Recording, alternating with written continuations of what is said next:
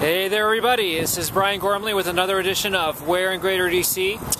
For those of you who have been watching us for a while, you will know that we film all over the greater Washington DC-Baltimore region, a different location each week. The first person to guess our location wins a prize, whatever we're giving away that week, and that those guesses are sent to support@cornerstonepropertieshomeinfo.com. That's support@cornerstonepropertieshomeinfo.com. We like to give away a little free tidbit of information as well. If you're going to listen and watch my ugly mug for a couple of minutes, then might as well get at least something beneficial from it.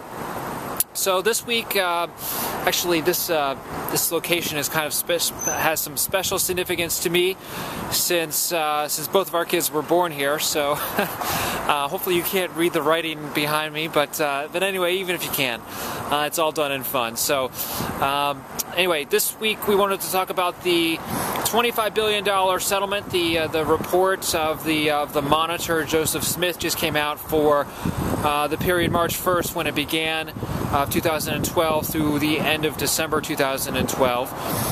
And banks have actually done quite well. Of course, this settlement applies. This is a $25 billion settlement with the Department of Justice and 49 state AGs, with the 5 big servicers: B of A, Wells Fargo, Citi, GMAC, and Chase. And they have incentives. They have to comply with the $25 billion settlement in 3 years, and they get incentives for doing the first year. And so they've actually done quite well for themselves. They've put out about $45 billion, and GMAC has already completed all of its quota. That's pretty good, actually far exceeding expectations. About 25 or so billion, or excuse me, no, I'm sorry, it's about 20 billion is for short sales, 18 billion, another 18 billion for loan mods, and the rest is, refinancings, quitclaim deeds, that sort of thing, other miscellaneous stuff. And they've got to do some about $5 billion in foreclosure prevention programs and subsidies. The interesting thing about this, while short sales haven't really gotten any easier per se, I think second liens have gotten more willing to waive the deficiency judgments. And first liens have as well. We actually haven't had too much of a problem getting deficiencies waived with minimal negotiation, minimal prom notes, and so on with the big servicers. And second liens have fallen in line as well. Loan mods, generally people still struggle with those. What's happened is people are targeted. It's not the 18 or 20 or 36 month delinquencies that are getting these loan mods through. It's the people who stand a reasonably good chance of actually making their payments. So banks are targeting folks who are potentially strategic defaulters, or who have good credit or whatever, and they think are going to make their payments with just maybe a little bit of help. So I'll tell you an anecdotal story. I actually got solicited by Bank of America myself on an investment property we own. Completely out of the blue, wasn't asking for it, and they just said, hey, here you go. Send in this one-page application and get your loan mod. And I said, okay.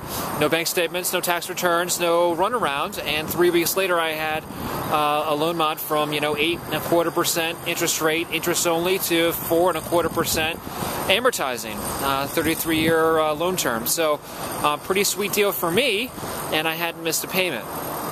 So, other people still struggle, of course, 12, 24 months of going back and forth with their bank. It just goes to show you that short sale banks, loan mod banks, can get these things through if they want to. The question is just incentive payments. And in fact, the government is subsidizing more now than they have been in the past. That said, if you are trying to get a loan mod, good luck. You're still going to be in the minority of people who actually get their permanent loan mods through. So anyway, generally speaking, good news to report. Certainly the numbers are looking good, and we all can say that housing is on the recovery. We'll see, with sequestration in this area, if a bunch of people are going to lose 20% of their pay, we might just be headed for another little double dip in this area, and lose some of the gains that we've enjoyed. And if the foreclosures start to hit this year as predicted, then certainly price appreciation would be eroded. So anyway, send those guesses, support at cornerstonepropertieshomeinfo.com for lots more information on loan mods and short sales, and foreclosure prevention, foreclosure defense, check out our site, capitalshortsale.com. We're always looking to help people, doing short sales and loan mods for that matter, to some extent at least. So don't hesitate to give us a call. Check you out next week. Bye-bye.